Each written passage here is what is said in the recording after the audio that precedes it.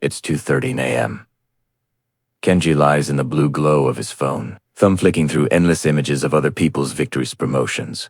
Perfect bodies, smiling families. Each swipe tightens the knot in his chest. He feels smaller with every highlight reel, as if his own life is shrinking in the shadow of everyone else's success. The poison of comparison seeps in quietly, draining his will to try, whispering that he'll never measure up. Most people drown in this silent agony, never realizing that envy is the very chain holding them back. But what if the thing you envy is the thing keeping you stuck? There is a forgotten Japanese principle that can break this cycle. Most will never escape, will you? To understand why, let's step into Kenji's story. Kenji is 36, trapped in a job that drains him, watching old classmates climb ladders he can barely see. Each morning, he scrolls through their updates, new homes, marathon medals, smiling children while he forces down stale coffee and the ache of being left behind. At night, he numbs the emptiness with greasy takeout and cheap beer,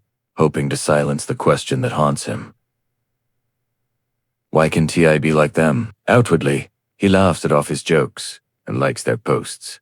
But inside, he's unraveling. The world sees only his mask, never the shame that gnaws at him. If nothing changes, Kenji will spend years chasing someone else's dream, never living his own. But Kenji's story isn't unique.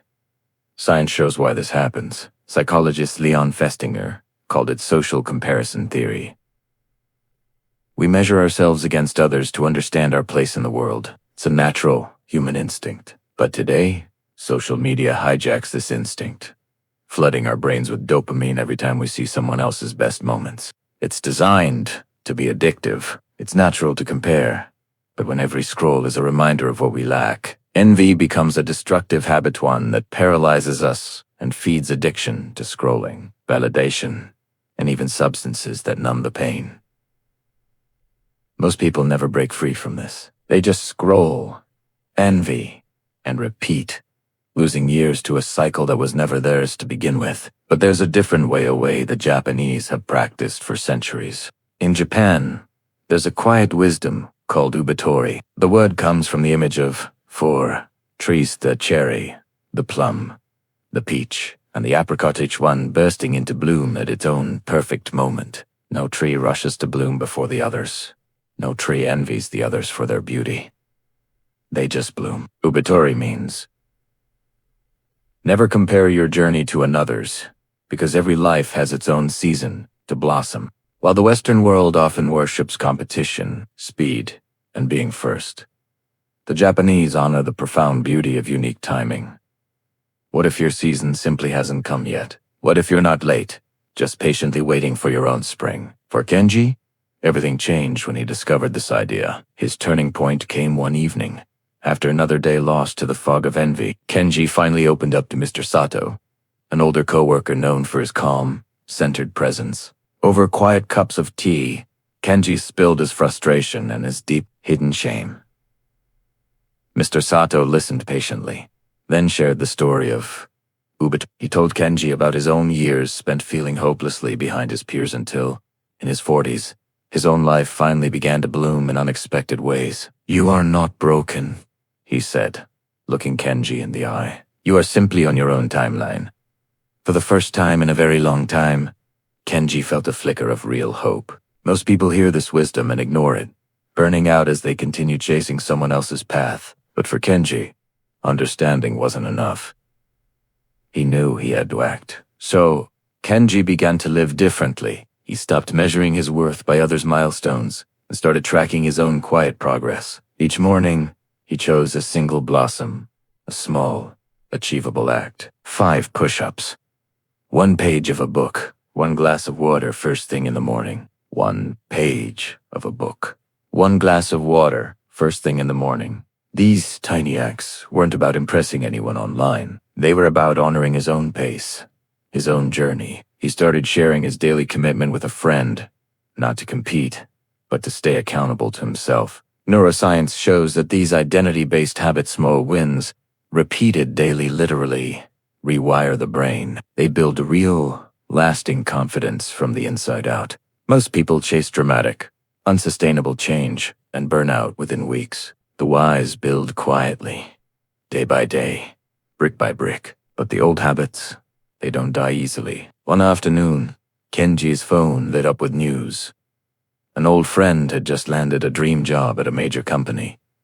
The old envy surged back, sharp and bitter. For a moment, Kenji felt foolish, looking at his tiny list of accomplishments for the day. What's the point of all this? He thought. The urge to give up, to numb out, stronger than ever. This is the crossroads where most people quit. This is the moment they slip back into the comfort of old habits and silent resentment, convinced their efforts are meaningless. But Kenji remembered the 4 trees: cherry, plum, peach, apricot. He remembered Mr. Sato's words, and something inside him shifted, however slightly, toward a different response. Kenji chose to show up anyway. He completed his daily ritual, even when it felt small and invisible. He completed his daily ritual, even when it felt small and invisible. He started journaling his progress, forcing his focus only on his own growth, not the deafening noise of others' achievements. Days turned into weeks, and a powerful change began to take root. Kenji started to feel a quiet pride, not because he was the best, but because he was consistent. The old, painful label of the jealous one faded away, replaced by a new identity he was building for himself, the one who keeps showing up. His family noticed the difference. He was more present, less anxious. He was more present, less anxious. His children watched him, and they began to learn how to honor their own pace. This is the real power of Oubaitori. It doesn't just change you, it changes the people around you. Now, it's your turn. Today, I want you to plant your own seed. Do one small thing for yourself. No comparison, no competition.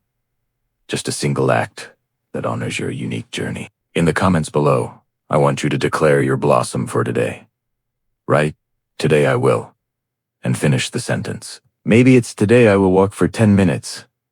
Maybe it's today I will walk for 10 minutes. Or today I will not check my phone for the first hour I'm awake. This isn't about a 30-day sprint or chasing someone else's timeline. It's about a lifetime of quiet, relentless, personal growth. Most people will watch this video and forget it, trapped in the same cycle of envy and regret. But the few who act, the ones who start small and stay true to their own path, will change everything. Remember the 4 trees: the cherry, the plum, the peach, and the apricot. They never rush, they never compare, they simply bloom, each in their own season. This Oubaitori, walk your path, trust your timing. Let others race if they must your only task is to blossom when it's your time. Become unbreakable. Thanks for watching.